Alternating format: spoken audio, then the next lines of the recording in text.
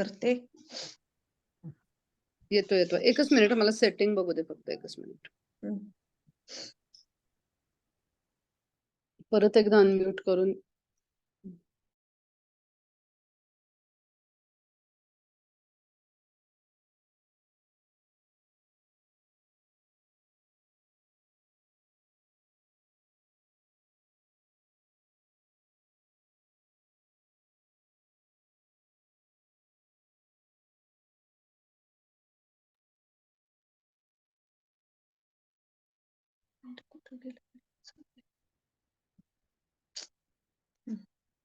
सुरू करूया आपण. प्रार्थनेने सुरुवात करूया. ओम ज्ञानतिमिरान्धस्य ज्ञानाञ्जनशलाकया चक्षुरुन्मीलितं येन तस्मै श्रीगुरवे नमः. नमो विष्णुपदाय कृष्णप्रेष्ठाय भूतले श्रीमते भक्तिवेदान्त स्वामिनीति नामिने. नमस्ते सरस्वती देवे गौरवाणी प्रचारिणे निर्विशेष शून्यवादी पाश्चात्य देशतारिणे.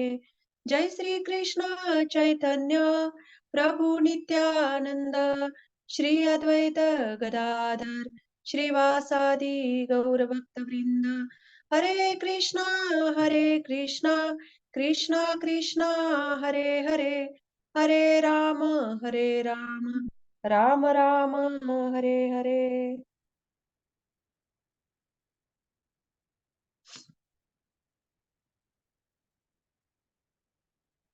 हरे कृष्णा. सर्वांच्या आजच्या नेहमीच्या गीतामृत या शृंखलेमध्ये स्वागत. आज आपण 7वा श्लोक बघणार आहोत. खूप सुंदर श्लोक आहे. 8व्या अध्यायातील 7वा श्लोक. तस्मात् सर्वेषु कालेषु मामनुस्मरं युध्य च मय्यर्पित मनोर्बुद्धि रामे वैश्यस्य संशय. भाषांतर. म्हणून हे अर्जुना, तू सदैव माझे स्मरण केले पाहिजे आणि त्याचबरोबर तुला आपल्या युद्धरूपी स्वधर्माचेही आचरण केले पाहिजे.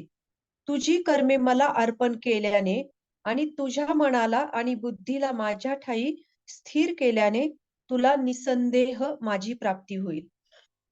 इतका सुंदर श्लोक आहे हा. आणि त्याच्यासाठी प्रभुपाद आपल्याला म्हणतात तात्पर्यामध्ये की गृहस्थाश्रमांसाठी म्हणजे जे सांसारिक कर्म करतात त्यांच्यासाठी तर हा अतिशय महत्वाचा आहे.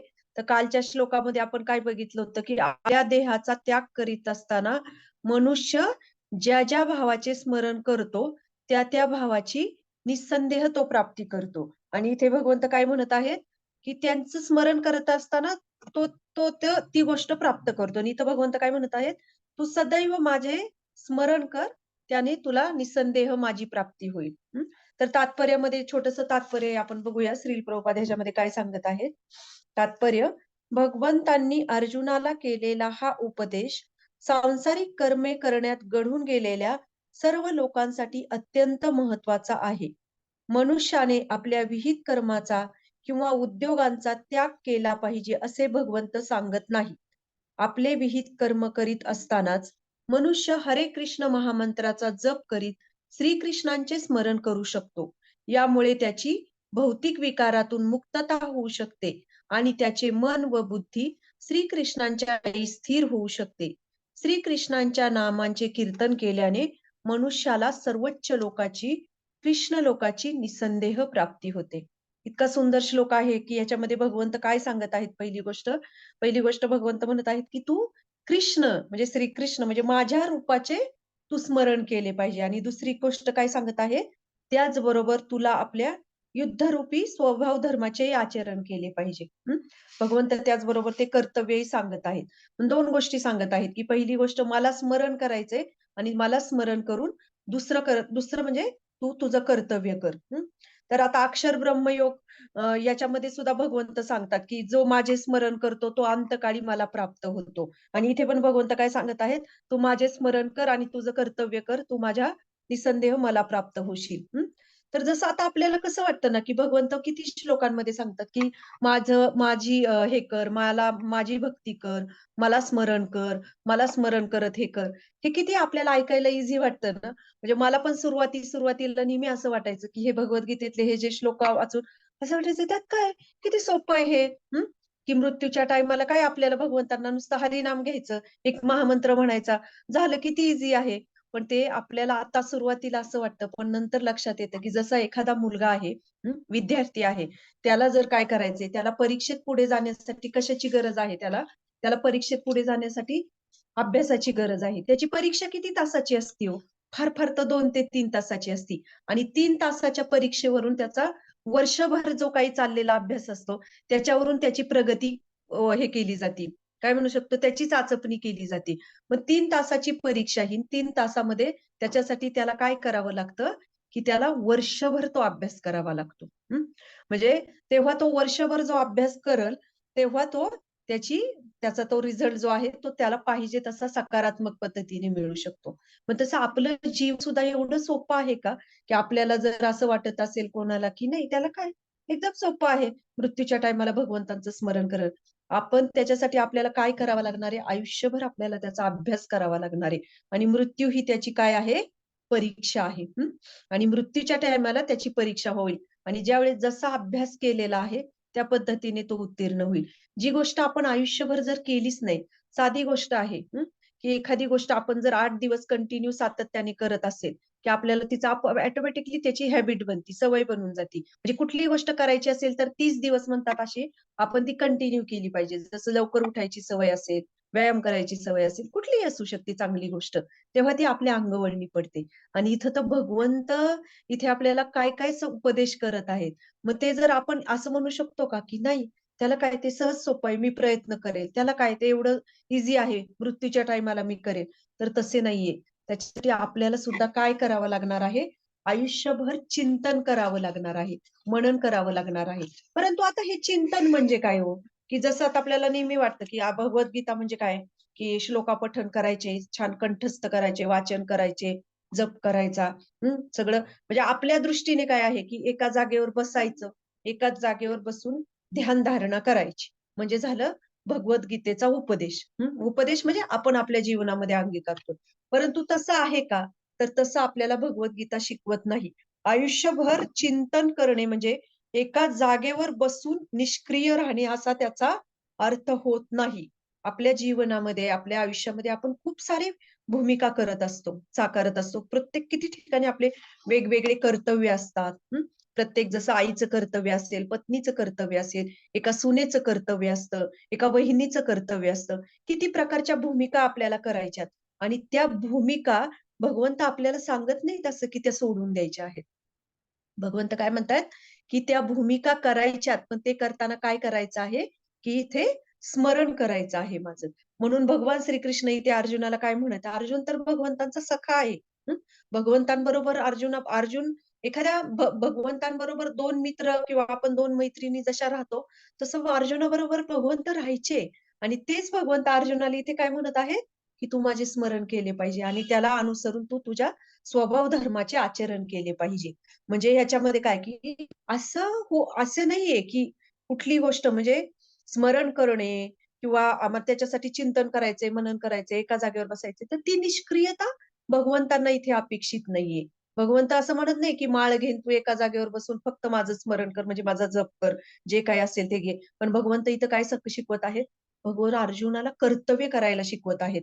म्हणून ही जी आहे, की स्मरण करणे म्हणजे जे अपेक्षित जे आपल्याला वाटतं, की निष्क्रियता हा त्याचा अर्थ नव्हे किंवा ती निष्क्रियता म्हणजे कधी-कधी आपल्याला वाटू शकतं, की कधी-कधी भगवंतांनी सांगितलंय स्मरण करायचं किंवा विरक्ती. बऱ्याच वेळा विरक्ती ह्या शब्दाचा अर्थही आपल्याला कळत नाही. की विरक्ती म्हणजे काय, की ह्या गोष्टीचा त्याग करायचा, त्या गोष्टीचा त्याग करायचा. म्हणजे झाली विरक्ती भगवंतांनी. श्रील प्रभुपादांनी विरक्ती ह्या शब्दाचा शास्त्र जे अर्थ देते, भगवंत जो अर्थ देत आहेत अर्जुनाला, तो शब्दशः जगलेले आहेत. श्रील प्रभुपादांचं उदाहरण तुम्ही बघू शकता, की जे काही भगवंतांच्या सेवेसाठी जे ते करता येईल, ती खऱ्या अर्थाने ते स्मरण होय भगवंतांचं. आणि जे गोष्ट भगवंतांच्या स्मरणापासून आपल्याला लांब नेते, ती गोष्टीची विरक्ती होय. मग आता विरक्तीच्या नावाखाली कधी-कधी एखादी गोष्ट आपल्याला करायची नसते. त्यामुळे म्हणतो त्याची मला विरक्ती आहे. म्हणजे ती गोष्ट करण्याचा ॲक्चुअली आपल्याला आळस असतो किंवा ती करायची नसते. त्याला आपण गोड-गोजिरं नाव देतो विरक्ती. मग श्रील प्रभुपादांच्या जीवनामध्ये आपण बघू शकतो, की प्रभुपादांनी प्रत्येक गोष्ट भगवंतांच्या सेवेमध्ये लावली. बऱ्याच वेळा प्रभुपादांना हा एक त्यांच्यावर हे यायचा, आक्षेप यायचा प्रभुपादांवर, की हे संन्याशी आहेत. हं, की यांना विमानाने प्रवास करतात, हे हॉटेलमध्ये राहतात, हे इकडे राहतात, ह्या गोष्टी करतात. तर हे एका संन्याशाने करण्याचे गरजेचे आहेत का? हे एका संन्याशाचं कर्तव्य आहे का? पण श्रील प्रभुपाद हे जे आहेत, एक आपल्याला एक श्रीमद भगवद्गीतेमध्ये जे भगवंतांनी उपदेश दिलेले आहेत, त्याचं एक आदर्श असं उदाहरण आहे. श्रील प्रभुपाद भगवंतांचे विशुद्ध भक्त होते आणि त्यांच्या जीवनचरित्रातून आपण शिकू शकतो, की त्यांनी प्रत्येक गोष्ट भगवंतांच्या सेवेत लावलेली आहे. म्हणून काय आहे, की आपण प्रत्येक गोष्ट ही भगवंतांच्या सेवेत कशी लावतो, याला महत्व आहे. आणि ती सेवेत लावणे म्हणजे ती खरी विरक्ती आहे, ना की आपल्या सेवेत लावणे. हा त्या विरक्ती ह्या शब्दाचा अर्थ आहे आणि दुसरं म्हणजे मला स्मरण करायचंय. जेव्हा आपण प्रत्येक गोष्ट भगवंतांच्या सेवेत लावतो, त्यावेळेस आपल्याला आर्टिफिशियली करायची गरज आहे का? कारण आता कुठलीही गोष्ट असू दे. आता समजा एखादं उदाहरण देते, की जसं गायी आहे. तर त्या गायीला जर चारा आणायचा आहे आपण, त्या गायीपासून जे दूध मिळतं, त्या दुधापासून आपण छान स्वीट करतो आणि ते स्वीट केल्यानंतर कोणाला ऑफर करतो? भगवंतांना ऑफर करतोय. आणि ज्यावेळेस आपण त्या गायीचा चारा आणण्यासाठी जातो, की चला मला गायीचा चारा आणायला जायचंय किंवा तिच्यासाठी गवत आणायचंय. तर ते श्रीकृष्णांचं स्मरण आहे.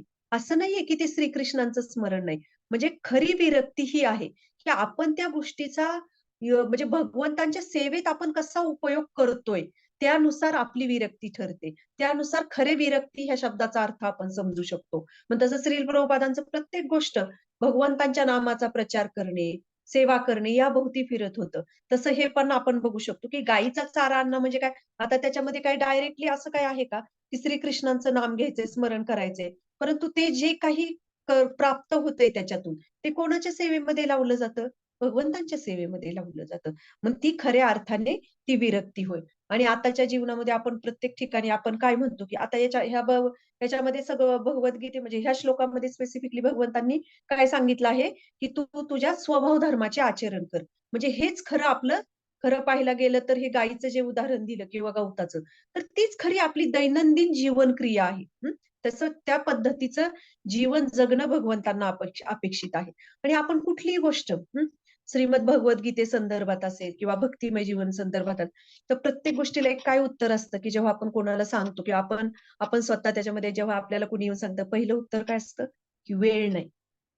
की जेव्हा बुक डिस्ट्रिब्युशनला सगळे भक्त जातात, बऱ्याच वेळा बऱ्याच भक्तांना हा अनुभव असतो, की प्रत्येक जण काही पुस्तकं दिले किंवा काय दिले का, "अहो एवढा वेळ कुठे वाचायला? वेळ कुठे हे करायला?" हे कारण आपल्याला ऐकलं म्हणजे आपण पण त्याच्यातलेच आहोत. असं नाही की आपण काही वेगळे आहोत म्हणून. परंतु जर आपल्याला भगवद्गीता सांगते, की आपलं प्रत्येक गोष्ट, आपली प्रत्येक दैनंदिन क्रिया ही कृष्ण भावना भावित म्हणजे करायची, भगवंतांच्या सेवेत अर्पण करायची. ती किती सहज आहे. की त्याच्यामध्ये कुठलं काय आपलं काय अर्पण करायचं हे आपल्याला मतितार्थ जेव्हा समजतो, तेव्हा ते किती ईझी आहे. आणि तीच गोष्ट आपल्याला आपल्या जीवनामध्ये स्वीकारायची. तीच लाईफस्टाईल आपल्याला अंगीकारायची. आणि तिथेच आपण काय म्हणतोय, की मला वेळ नाही. म्हणजे सक्रिय राहण्यासाठी म्हणजे काय? की सक्रिय राहणे म्हणजे काय? भगवंतांसाठी कर्तव्य करणे. त्याच्यातून अध्यात्म म्हणजे ही एक प्रकारची पळवाट नाहीये कुठली. की अध्यात्म म्हणजे की आता हे करायचं, ते सोडून द्यायचं, हे करायचं असं. उलट आपल्याला भक्ती मार्गात आल्यानंतर खूप चांगल्या पद्धतीने कळतं, की आपल्याला आपली कर्तव्य आपण कशी केली पाहिजेत. आणि श्रीमद भगवद्गीता ही आपल्याला शिकवते, की आपले कर्तव्य आपण जे करत आहोत, त्याच्यापेक्षा अजून चांगल्या पद्धतीने कसे करावेत. म्हणून ही आपली काय आहे, दैनंदिन दिनचर्या आहे. आणि ती दिनचर्या आपल्या जीवनामध्ये आपल्याला अंगीकारणे हे भगवंतांना अपेक्षित आहे. तेव्हा आपण भगवंतांना आपल्या जीवनामध्ये कुठेतरी स्थान देत आहोत. आता भक्तियोग ह्याच्यामध्ये भगवंत काय सांगत आहेत? भक्तियोग सांगत आहेत. आता भक्तियोग असतो आणि एक कर्मयोग असतो. तर भक्तियोगामध्ये फरक आहे आणि कर्मयोगामध्ये फरक आहे. भक्तियोगामध्ये काय? भक्तियोग म्हणजे काय? की जसं आता जे काही गोष्ट आपण करतोय, तर ती आपण करायची आणि ती भगवंतांना अर्पित करायची. तो झाला भक्तियोग आणि कर्मयोग. कर्मयोग मग त्याचं एक उदाहरण देते, की जसा अर्जुन आहे आता. अर्जुनाने काय केले, की अर्जुनाने आधी खूप युद्ध केलेले आहेत. आणि आता भगवंत आता तो काय करतोय, की त्यांनी जे काही युद्ध आहेत, समजा हे पण युद्ध अर्जुनाने कुठेतरी ही भावना असती त्याची अर्जुनाची, की नाही मला माझ्यावर खूप अन्याय झालेला आहे. माझ्यावर खूप हे केलं गेलेलं आहे. मला काय म्हणतात, मला जे पाहिजे ते माझ्या हक्काचे, माझे अधिकार मला मिळालेले नाहीत. या भावनेने जर अर्जुनाने युद्ध केलं असतं आणि नंतर ते युद्ध करून त्यांनी ते फळ भगवंतांना अर्पण केलं असतं, तर त्याला काय म्हणतात? कर्मयोग. कर्मयोग म्हणजे काय? की जे काही आपण आपल्याला पाहिजे ते करण्याचा प्रयत्न करतो आणि नंतर ते भगवंतांना अर्पण करतो. तर तो कर्मयोग. आणि कर्मयोगापेक्षा भक्तियोगामध्ये फरक आहे. भक्तियोग म्हणजे काय? की भगवंतांना सेंटर ठेवणे आणि भगवंतांना सेंटर ठेवून त्या सगळ्या ॲक्टिव्हिटीज करणे. खऱ्या अर्थाने भक्तियोग असतो. जर जेव्हा अर्जुन येते, की अर्जुनाला भगवंत काय सांगत आहेत, की तू माझे स्मरण कर. असं नाही सांगत, की तू युद्ध कर आणि ते मला अर्पण कर. भगवंत काय सांगत आहेत, तू माझे स्मरण कर आणि मला स्मरण करून ती गोष्ट कर. म्हणजे स्वतःसाठी जर अर्जुनाने ते युद्ध केलं असतं, तर काय झालं असतं, की तर ते मला जे हवे आहे, ते मी करतोय आणि नंतर ते भगवंतांना मी अर्पण करतोय. तर तो कर्मयोग झाला असता. मग इथं ह्या श्लोकामध्ये भगवंत त्याला सांगत आहेत, की तू मला स्मरण कर. म्हणून भक्तियोग हा असा आहे, की आपण प्रत्येक ठिकाणी मला पाहिजे त्या गोष्टी मी केल्या आणि मी त्या भगवंतांना अर्पण केल्या. म्हणजे ही एक चांगली म्हणजे पायरी आहे. असं नाही की हे काही चुकीचं आहे. परंतु जर आपल्याला भगवद्गीतेमध्ये जे भगवंत इथे अर्जुनाला सांगत आहेत, या श्लोकामध्ये जर आपल्याला ते शिकायचं असेल, तशा पद्धतीचा भक्तियोग आपल्या जीवनामध्ये अंगीकारायचा असेल, तर भगवंत आपल्याला आपल्या जीवनामध्ये सेंटरला ठेवावे लागतील. आणि प्रत्येक गोष्ट जसं गाईला चारा आणायचा आहे, जसं मला कुकिंग करायचंय किंवा अजून मला काही गोष्टी करायच्या, जसं बागेमध्ये, तरी आपल्या मनामध्ये काय आलं पाहिजे, मनात भावना निर्माण झाली. अरे हे फुल मला भगवंतांना अर्पण करायचंय. हं. जसं एखादं झाड आणलं, आपल्या दारात छान आपण बगीचा करतो, झाडं लावतो. आपल्याला ते लावायचीच आहे. आपण काय ना ते झालं की तेव्हा आपण करतो की नाही ह्याच्यातून जी फुलं निघतील ती भगवंतांना अर्पण करायची आहेत. म्हणजे प्रत्येक ठिकाणी आपली चेतना भावना भगवंतांच्या ठिकाणी लावतो. तेव्हाला म्हणतात कृष्ण भावनामय. म्हणून श्रील प्रभुपादांनी या आंदोलनाला नाव काय दिलेलं आहे? कृष्ण भावना आंदोलन. म्हणजे कृष्ण भावना म्हणजे आपली भावना जी आहे ती सगळी कृष्ण भावनामय बनली पाहिजे. म्हणून भगवंत इथे काय सांगत आहेत, की तू युद्ध कर आणि 2 कारणं सांगतात भगवंत अर्जुनाला, की तू युद्ध केलं तर तुला स्वर्ग प्राप्ती होईल. आणि तू जरी युद्धामध्ये हारला, तरी तू एका योग्य कारणासाठी युद्ध केल्याने क्षत्रिय आहेस. रणांगणावर तू मृत्यू पावलास, तरी तुला स्वर्ग प्राप्ती म्हणजे दोन्ही दृष्टीने बघ, तो युद्ध जिंकला तरी तुला राज्य प्राप्ती होईल आणि तू ह्या युद्धामध्ये मृत्यू झाला तरी तुला स्वर्ग प्राप्ती होईल. म्हणजे काय सांगतायत भगवंत, की तुला दोन्ही ठिकाणी तुला काय आहे दोन्ही ठिकाणी सुख आहे तुझ्या जीवनामध्ये. म्हणजे कधी-कधी आपण सुद्धा आपल्या जीवनामध्ये काय शोधतोय हो? सुखच शोधतोय ना. म्हणजे प्रत्येक ठिकाणी आपल्याला आनंद पाहिजे, सुख पाहिजे. आणि इथे बघतोय की अर्जुनाला ते सगळं मिळत आहे. तरी पण अर्जुन काय आहे? त्याला तयार होत नाहीये. अर्जुन नाकारत होता, की नाही मला हे नको, मला हे ऐश्वर्य नको, मला कीर्ती नको. म्हणजे अर्जुन पण जीवनामध्ये काहीतरी आनंद शोधतोय. परंतु त्याचा आनंद काय? त्या क्षणाला वेगळ्या अर्थाने वेगळा दृष्टिकोन होता त्याचा. तसं आपल्या जीवनामध्ये सुद्धा आपल्याला आनंद पाहिजे आहे, आपल्यालाही सुख पाहिजे आहे. परंतु आपल्याला नेमकं काय पाहिजे हे महत्वाचं आहे. ते आपल्याला समजलं पाहिजे. आपल्या जीवनामध्ये आपला दृष्टिकोन कसा असतो, की मला हे पाहिजे, मला ते पाहिजे, मला ते पाहिजे, हे असे नाही, हे तसे नाही. ही आपली मतं असतात, आपले दृष्टिकोन असतात जीवन जगण्यासाठी. आणि अर्जुनाचं सुद्धा तेच होतं, की मला हे नको आहे आणि ते मी करत नाही, ते माझं सुख आहे. म्हणजे ह्याच्यामध्ये म्हणून तो आपण अर्जुन विषाद योग त्याच्यामध्ये बघतो, की अर्जुन कशा पद्धतीने दुःखी झालेला आहे. म्हणजे सगळं काही अर्जुन नाकारतोय. म्हणजे आपल्याला काय पाहिजे हे आपल्याला समजलं पाहिजे. म्हणजे आपल्या मानसिक स्तरावर, आपल्या चेतनेवर ह्या गोष्टी अवलंबून असतात.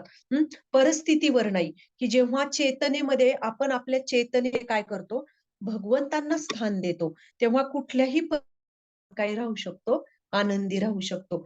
परिस्थिती ही आपल्यावर प्रभाव टाकत नाही. मला वाटतं श्रीमद भगवद्गीतेमध्ये हा एक असा श्लोक पण आहे, की भगवंत काय म्हणतात, जो भगवंतांना शरण जातो कुठल्याही ह्याच्यामध्ये तो सुख येऊ दे, दुःख येऊ दे, थंडी येऊ दे, ऊन येऊ दे, वारा येऊ दे, पाऊस येऊ दे, त्या सगळ्यांमध्ये तो काय राहतो? स्थिर राहतो. म्हणजे बाह्य परिस्थितीचा परिणाम या भौतिक गोष्टींचा परिणाम काय होतो त्याच्यावर पडत नाही. मग हेच तर आपल्या जीवनामध्ये आपल्याला हवं आहे. बाह्य परिस्थिती बदलत असते. आज आपल्या जीवनामध्ये सुख आहे, उद्या अजून काहीतरी दुःख येणार आहे, अजून काहीतरी संकट येणार आहे. आज आपण आनंदी आहोत, उद्या परत दुःखी होऊ. परत अजून काहीतरी चांगलं आनंददायी घडेल. परत आपण आनंदी होऊ. कोणाचा मृत्यू होईल, परत आपण दुःखी होऊ. म्हणजे हे काय आहे, एका सागराची लाट कशी येते समुद्राच्या लाटेवर, ती लाट कशी अशी खालीवर, खालीवर दिसते आपल्याला. तसं त्या लाटेवर आपण सुख-दुःखाच्या काय झालेलो आहोत, स्वार झालेलो आहोत. म्हणून ही बाह्य परिस्थितीवर आपला आनंद आहे. आपण कशामध्ये शोधतोय? वस्तूंमध्ये तो आनंद शोधतोय. परिस्थितीमध्ये तो आनंद शोधतोय. नातेसंबंधांमध्ये तो आनंद शोधतोय. परंतु ही कुठलीच गोष्ट काय आहे, कुठलीच गोष्ट शाश्वत नाही. म्हणून आपण आपला आनंद जो आहे, तो आपल्या भावनेमध्ये, आपल्या हृदयामध्ये शोधला पाहिजे. आपल्या चेतनामध्ये शोधला पाहिजे. आपण कसं म्हणतो ना, एखादी गोष्ट कधी-कधी आपलं मन प्रसन्न असेल, आनंददायी असेल, तर आपल्याला असं वाटतं का, की कितीही काही झालं तरी जाऊ दे. मला म्हणजे समाधान, मन आनंददायी म्हणण्यापेक्षा सुख आणि समाधानामध्ये फरक आहे. तसं बघायला गेलं तर समाधानी आहे. प्रत्येक ठिकाणी ती व्यक्ती समाधानी आहे. म्हणजे समाधान हे कशावर अवलंबून असतं, तर आपल्या चेतनेवर अवलंबून असतं. आणि ही चेतना भले परिस्थिती विपरीत येईल, परंतु काहीही असू दे, परिस्थिती विपरीत होऊ शकते, सुख येऊ शकतं, दुःख येऊ शकतं, काहीही असलं, तरी आपला जो आनंद असतो, तो परिस्थितीवर अवलंबून असतो. परिस्थितीवर अवलंबून नसतो. आणि जेव्हा परिस्थितीवर अवलंबून नसतो, तेव्हा खऱ्या अर्थाने आपण आनंदी होतो. पण आपण शिकलं पाहिजे ह्याच्यातून, की बाह्य परिस्थितीवर आपल्याला आपलं म्हणजे आपलं नियंत्रण, आपण आपला आनंद दुसऱ्या कधी-कधी आपण जीवनामध्ये किती हे होतो, की कोण काय बोललं, कुणी काही कमेंट्स पास केल्या, कुणी काही टोमणेत मारले. आपल्यावर लगेच त्याचा परिणाम होतो, की अरे, हे मला नकारात्मक बोलले, हे मला असे बोलले. म्हणजे आपला आनंद आपण दुसऱ्यांच्या हातात दिलेला आहे का? म्हणजे आपलं नियंत्रण जे आहे, आपण दुसऱ्यासोबत ते जसं आपल्याला हे करतायत, तर आपल्या भावनांमध्ये काय होतोय, चढ-उतार होतोय आपल्या ह्याच्यामध्ये. मग तशा आपली भावना, आपलं जे मन, आपली जी चेतना आपल्याला कोणात लावायची आहे, कृष्ण भावनेमध्ये लावायची आहे. जेव्हा आपण प्रत्येक गोष्ट म्हणू, की नाही मला हे मी भगवंतांना स्मरण करते, म्हणजे मी भगवंतांसाठी हे करते, मी भगवंतांसाठी ते भगवंत सांगतायत का आपल्याला काही सोडून द्यायचंय? काही सांगत नाहीयेत आणि कुठलीही गोष्ट 24 तास एका जागेवर बसण्याची गरज नाही. तर आपल्या दैनंदिन जीवनामध्ये, आपल्या कर्तव्यांमध्ये भगवंतांना सेंटर ठेवणं, एवढंच भगवंतांना अपेक्षित आहे. भगवंतांचे शुद्ध भक्त तुम्ही बघू शकता, की जसं चैतन्य चरितामृतमध्ये मला शुक्लांबर ब्रह्मचार्यांची स्टोरी येते. खूप छान कथा आहे शुक्लांबर ब्रह्मचार्यांची, की किती मुठभर तांदूळ ते गोळा करून ते खायचे. पण किती आनंद होता त्यांच्या जीवनामध्ये. दुसरं आपण उदाहरण बघू शकतो श्रीधर कोलावाच. ही स्टोरी सगळ्यांना माहिती आहे. पश्चिम नवद्वीपमध्ये चैतन्य महाप्रभूंचे किती शुद्ध भक्त होते हे. पहिला त्यांना असं छप्पर जे होतं, तर त्याच्यामध्ये सुद्धा असे कितीतरी होल होते. सूर्यप्रकाश जर आला, तर ते एकदम असे ताऱ्यांसारखं खाली प्रकाश यायचा. कितीतरी त्याला छिद्र होते त्या छताला, छपराला. पाऊस आला तर त्याच्यातून टिप सगळीकडे पाणी गळायचं. प्यायलाही त्यांना पाण्याचा एकच लोटा होता. आणि जी काही उदरनिर्वाहाचं साधन काय त्यांचं, की ती केळीची जी केळी आहे, केळीची पानं ती विकणे आणि त्याचा उदरनिर्वाह करणे. आणि ती पण गोष्ट अशी होती, की बंगालमध्ये ती गोष्ट दुर्मिळ आहे का, जिथं म्हणतात ना, जिथं पिकतं तिथं विकत नाही. की एखादी गोष्ट ज्या ठिकाणी जास्त प्रमाणात पिकत असेल, तर त्याला तिथं त्याचं काही व्हॅल्यू नसतं. मग ती जर दुसरीकडे नेऊन विकली, तर जसं आपल्याला पण कुठलीही गोष्ट असू द्या, काही असू द्या. आता आपण एक स्त्री आहोत म्हणून एक सांगते, एक आपल्या जवळचा विषय आहे, की एखादी साडी असेल, ती जर अशी एकदम अशी हटके असेल आणि वेगळ्या ठिकाणची असेल, तर आपण किती आपल्याला लगेच आवडतं. आम्ही जेव्हा ह्याला मायापूरला यात्रेला वगैरे जातो, तेव्हा कितीतरी माताजी म्हणजे सगळ्या आम्ही आम्ही पण त्यात आहोत, की तिकडलं आपल्याला मिळत नाही आपल्या इकडे महाराष्ट्रामध्ये. मग आपल्याला किती छान वाटतं, की हे इकडे गेलं, की ती साडी घ्यावी, हे खरेदी करावी, भगवंतांसाठी ते आणावं. म्हणजे काय असतं, की ते ते थोडंसं दुर्मिळ असतं आपल्याकडे मिळणं. मग इथे श्रीधर कोलाव्याच काय करत होते, की जी गोष्ट तिथं बंगालमध्ये दारोदारी प्रत्येकाच्या दारात 10 केळीची झाडं सहज मिळतील. मग त्याच्यातून काय मिळणार आहे त्यांना? पण तरी तो ते व्यवसाय करायचे. त्याच्यातून व्यवसाय म्हणण्यापेक्षा उदरनिर्वाहाचं साधन आणि त्याच्यातून पण जे काही त्यांना ₹5-10 मिळत होते, ते उरलेले ते निम्मे ते गंगा नदीच्या पूजासाठी जे काही साहित्य आणायचे त्याच्यासाठी करायचे आणि उरलेलं ते स्वतःसाठी वापरायचे. म्हणजे सांगण्याचा उद्देश काय, की भगवंतांचे शुद्ध भक्त जे काय असतात, ते त्यांच्या चेतनेमध्ये त्यांनी भगवंतांना स्थान दिलेलं असतं. त्यामुळे बाह्य परिस्थितीचा त्यांच्या मनावर परिणाम होत नाही आणि ते त्याच्यामध्ये तल्लीन झालेले असतात. सुदामाचं उदाहरण आपण बघू शकतो. भगवान श्रीकृष्णांचा मित्र. सुदामा हे किती गरीब परिस्थिती होती त्यांची. की गरीब परिस्थितीमध्ये ते आनंदी होते. ते जेव्हा भगवंतांकडे आले, तेव्हा त्यांना त्यांच्या पत्नीने पाठवलं होतं. ते स्वतःहून आलेले नव्हते. त्यांना त्यांच्या पत्नीने पाठवलं होतं, की तुमचे मित्र एवढे श्रीमंत राजा आहेत.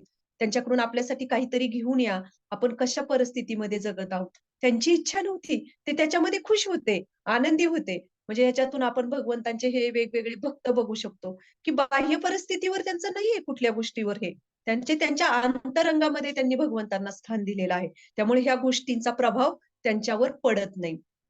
अजून संत तुकाराम महाराजांचं उदाहरण. किती जणांना वाटतं, की तुकाराम महाराजांचं जीवन हे खूप सुखी होतं, आनंददायी होतं. आपल्या घरामध्ये कुठली काही एखादी घटना घडली, काय तर लगेच आपल्या मनावर परिणाम होतो. आपल्या चेहऱ्यावर एक्सप्रेशन आपले दिसतात. आपण डिप्रेशनमध्ये जातो. किती गोष्टींचा परिणाम होतो आपल्या वेगळे त्याच पिरियडमध्ये जर कोणी येऊन आपल्याला बसलं, तरी आपल्या चेहऱ्यावरून लगेच कळतं, की काहीतरी झालेलं आहे. म्हणजे आपल्या जीवनामध्ये थोडं जरी वर-खाली झालं, तरी आपल्याला ते आपण हे करू शकत नाही, सहन करू शकत नाही. परंतु हेच जर आपण कृष्ण भावनेमध्ये जर केलं, तर भगवंत आपल्याला ती शक्ती देतात, तो आनंद देतात. आणि हे काय आहे, दृश्य रूपामध्ये दिसणाऱ्या गोष्टी नाहीयेत ह्या. जसं संत तुकाराम महाराज, श्रीधर कोलावॅच यांचं जीवन जर बघितलं, तर आपल्याला दृश्य रूपामध्ये दिसतंय, की त्यांच्या जीवनामध्ये काय आहे, कुठली संपत्ती आहे का, काय आहे. संत तुकाराम महाराजांचं जीवन चरित्र तर पूर्ण आपण जर बघितलं, तर पूर्ण दुःखाने, कष्टाने आणि दुसरी म्हणजे काय, की परिस्थितीने गांजलेलं आहे. मग संत तुकाराम महाराजांचा आनंद काही कमी झालेला आहे का?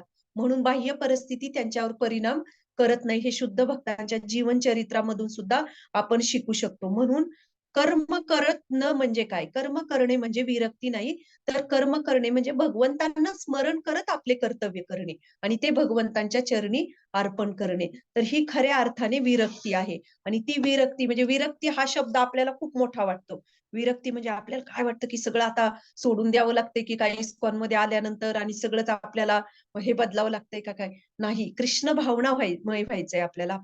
आपली फक्त चेतना भगवंत आपल्याला काही मागत नाहीये.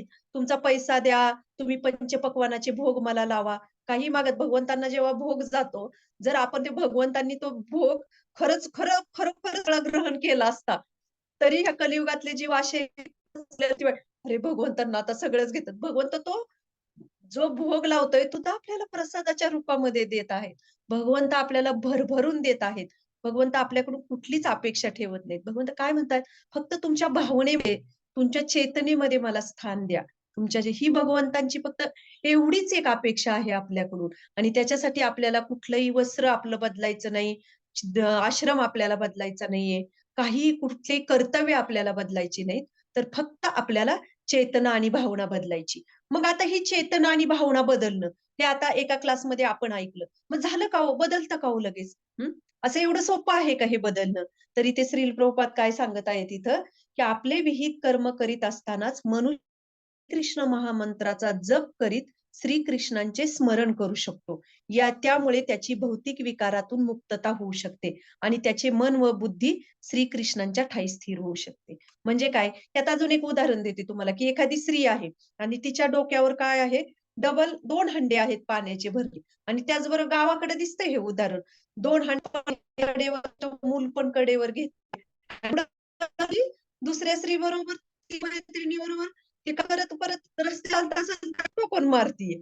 मग त्यावेळेस ते असं तिचं लक्ष आहे का नाही त्या बाकडं आहे, हंड्याकडं आहे.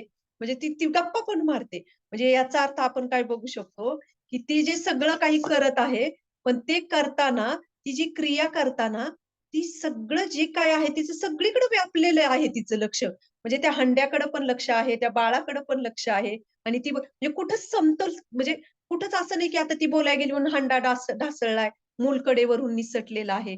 मग तसंच आपल्याला सुद्धा आपल्या जीवनामध्ये तशा पद्धतीचा बॅलन्स करायचा आहे आणि समतोल करायचा आहे आणि हे करण्यासाठी आपल्याला कशाची गरज आहे? आपण कधी करू शकतो? जेव्हा आपल्याला काहीतरी प्रेम निर्माण होईल. ती जेव्हा आपल्याला प्रेम असतं ना, तेव्हाच आपण काही गोष्टी करू शकतो. मग इथे सुद्धा चेतनेमध्ये स्थान देणे, एखाद्यावर आपण जेव्हा प्रेम करतो, तेव्हा ते प्रेम करतो, का प्रेम करतो? म्हणजे जेव्हा आपल्याला एखादी व्यक्ती जवळची आपलं त्याच्यावर प्रेम असतं ना, प्रेम असतं त्यामुळं काय होतं? आपल्या मध्ये भावनेमध्ये ती व्यक्ती असते, की जसं आपले मुलं जर कुठे बाहेर गेले शिक्षणासाठी, तर काय होतात ती जरी बाहेर गेली, तरी आपल्या चेतनेमध्ये ते असतात. एखादा पदार्थ जरी आपण केला, तरी आपण म्हणतो, "नाही, माझ्या मुलीला हे आवडतं, माझ्या मुलाला ते आवडतं." काही कुठलीही गोष्ट घेतली, की ती तिला आवडते. म्हणजे आपल्याला काय होतं, आपल्याला लगेच स्मरण होतं ती वस्तू बघून. म्हणजे याचा अर्थ काय, आपल्या चेतनेमध्ये, आपल्या भावनेमध्ये ते आहे. आपल्याला प्रेम आहे त्यांच्याप्रती म्हणून होतं. मग आता हे भगवंतांना हे चेतनेमध्ये आणायचंय आणि भगवंतांवर प्रेम करायचंय, ते असं ऑटोमॅटिकली जागृत होणार आहे का? तर नाही, त्याला सुद्धा प्रोसेस दिलेली आहे भगवंतांनी. त्याच्यासाठी आपल्याला काय करायचं आहे, श्रवण कीर्तन करायचं आहे आणि जेव्हा श्रवण कीर्तन करू, तेव्हा ते प्रेम जागृत होणार आहे. जसे भक्त काही सेवा करतात, की जसं कुणी झाडू मारत असेल, कुणी कुकिंग करत असेल, कुणी बागेची सेवा, बागेमध्ये भगवंतांना जी फुलं निघतायत, तिथं सेवा करत असतील, तर ते का करतायत? कारण त्यांना भगवंतांप्रती काय आहे? प्रेम आहे आणि ते प्रेम आहे म्हणूनच त्या गोष्टी करू शकतात. जोपर्यंत हृदयामध्ये प्रेम नाही ना, तोपर्यंत आपण ती गोष्ट करू शकत नाही भगवंतांसाठी. आणि यालाच जेव्हा आपण हे प्रेम जे आहे, जेव्हा प्रेमाने जेव्हा आपण ह्या गोष्टी करतो, हे कर्तव्य करतो, झाडू मारणं असेल, मी जे काही करते, भगवंतांना स्वच्छ दिसलं पाहिजे, भगवंतांना कुकिंग करायचंय, भगवंतांना हे करायचंय, सगळ्या गोष्टी जेव्हा आपण अशा पद्धतीने करतो, तेव्हा त्याला म्हणतात ती प्रॅक्टिकल समाधी. समाधी म्हणजे ध्यानस्थ होणे. भगवंतांनी दिलाय हा योग. अष्टांग योगामध्ये भगवंत सांगतात ध्यानाची काय हे आहे. परंतु भगवंत आपल्याला भक्ती योगामध्ये प्रॅक्टिकल समाधी काय हे पण आपल्याला शिकवत आहेत. म्हणून अशी समाधी आपल्याला अपेक्षित आहे. की म्हणून म्हणून त्याच्यासाठी आपल्याला काय करायचंय, की आपलं जे श्रवण आणि कीर्तन काय करायचंय, आपल्याला श्रवण आणि कीर्तन करणं गरजेचं आहे.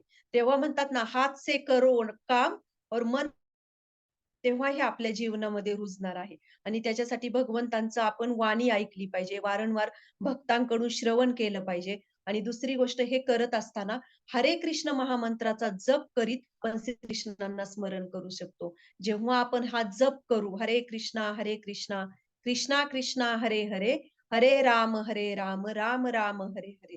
हा महामंत्र आपण जेव्हा जप करू, जेव्हा कीर्तन श्रवण करू, हरिनाम घेऊ हे हरे कृष्ण महामंत्राचं, माळा करू, तेव्हा आपोआप आपलं हृदय काय होणार आहे? शुद्ध होणार आहे. श्रवण कीर्तन हे हीच एकमेव गोष्ट आहे, की जे आपल्याला भगवंतांप्रती आपल्या हृदयामध्ये काय करणार आहे? प्रेम जागृत करणार आहे. म्हणून ही जी प्रोसेस आहे, ती कुठून सुरू होते? श्रवण कीर्तन आणि नामस्मरणाने सुरू होते. म्हणून हरे कृष्ण महामंत्र काय करतो, की आपल्या मनाचं, आपल्या हृदयाचं शुद्धीकरण करतो आणि जेव्हा मन आणि हृदय शुद्ध होतं, तेव्हा काय आहे, की आपोआप त्या सेवांमध्ये आनंद येतो आणि त्या सेवा आपण प्रेमभावनेने करतो. नाहीतर मग ते एक काम बनून जाईल. जेव्हा आपण कुठली गोष्ट कृष्णांना सेंटर ठेवून आपण कर्तव्य करतो, तर ती झाली कृष्ण भावना, भक्तिमय जीवन आणि तीच गोष्ट आपण जेव्हा काम करतो, जेव्हा करतो, ते फक्त फक्त म्हणजे फक्त काय झालं? त्याला फक्त कष्ट झालं. की त्याच्यामध्ये काय आहे? त्याच्यामध्ये कुठलंही हे नाहीये. म्हणजे फक्त भगवंतांना तुम्ही तीच गोष्ट दैनंदिन क्रिया करताय. पण तुम्ही काय केलेलं आहे? भगवंतांना त्याच्यातून बाजूला केलेलं आहे आणि ते फक्त तुम्हाला पाहिजे म्हणून करतात. म्हणून काय आहे? श्रम एवम हि केवलम. म्हणजे हे फक्त श्रम आहे. म्हणून भगवंतांना बाजूला करायचं नाही, तर भगवंतांना सेंटरला ठेवायचे आणि ती भावना आपल्यामध्ये रुजण्यासाठी आपल्याला श्रवण, कीर्तन, स्मरण हे गरजेचं आहे आणि हा हरे कृष्ण महामंत्र तुम्ही जर तुमच्या जीवनामध्ये किंवा आम्ही पण सगळ्याच जणांनी आपण आपल्या जीवनामध्ये जेव्हा स्वीकारतो, तेव्हा आपलं जीवनही अद्भुत बनून जातं आणि नॅचरली नैसर्गिकरित्या भगवान आपल्या जीवनामध्ये स्थान देतो. जे आपल्याला सांगतात, की कृष्ण भावनामय जीवन आपल्याला जगायचे. तर कृष्ण आपण खऱ्या अर्थाने अंगीकारू शकतो. तर अशा पद्धतीने आजचं विश्लेषण करण्याचा प्रयत्न केला आहे.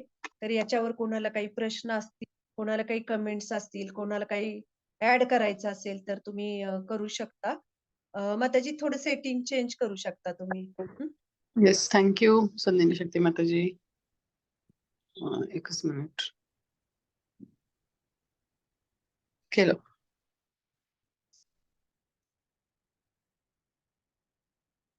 धन्यवाद खूप खूप. उद्याची अनाउन्समेंट. उद्या 8वा श्लोक आहे आपला. तर उद्याच्या श्लोकामध्ये उद्या 8वा उद्या भगवंत सांगत आहेत, की "हे पार्था, आपले मन विचलित होऊ न देता त्याला माझ्या निरंतर स्मरणामध्ये युक्त करून माझे परमपुरुषाचे जो ध्यान करतो, तो निश्चितपणे माझी प्राप्ती करतो." खऱ्या अर्थाने इतका सुंदर अध्याय आहे हा. म्हणजे भगवंत काय काय सुंदर एक एक श्लोक आणि एक एक हे सांगत आहेत. असं अनमोल भक्तीमधलं रत्न आपल्या पुढे उमगत आहे आणि एवढ्या सगळ्या माताजी एवढं छान पद्धतीने अभ्यास करून प्रयत्न करत आहेत क्लास देण्याचा. तर सगळ्याजणी रेग्युलरली जॉईन करत जा. तर थँक हरे कृष्ण. हरे जर कृष्ण कोणाला काही माताजी. प्रश्न हा येस हरे माताजी. कृष्ण माताजी. हा हरी बोल. बोला माताजी. येतोय आवाज. येत भगवद्गीता सांगणार आहे का उद्या तुम्ही? हा उद्या दुसऱ्या श्लोकावर भगवद्गीतेतला तुमच्या इथं कितवा माताजी. अध्याय? हा 8वा नाही नाही, अध्याय आहे. अध्याय कितवा? 8वा हा अध्याय आहे आणि उद्या 8व्या अध्यायावरचा 8वा श्लोक असणार आहे. उद्या दुसऱ्या माताजी खूप छान पद्धतीने ह्याच्यावर विश्लेषण करतील. तर उद्या 8वा अध्यायामधला 8वा श्लोक हा, तो मी आता बरं. सांगितला तो. तर त्यालाही जॉईन करा. थँक्यू. कारण भक्ती शास्त्रीच्या परीक्षेला मी बसले आणि 8वाच अध्याय चाललाय म्हणून विचारलं मी. नक्कीच नक्कीच छान.